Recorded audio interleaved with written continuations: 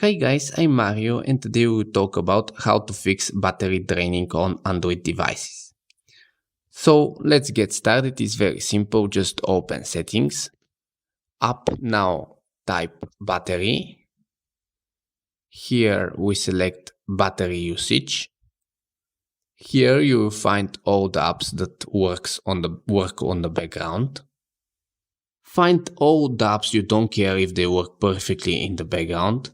For example, I don't care if I receive notifications on time or even if I receive all notifications from YouTube, so I can simply turn it off. Let's restrict it.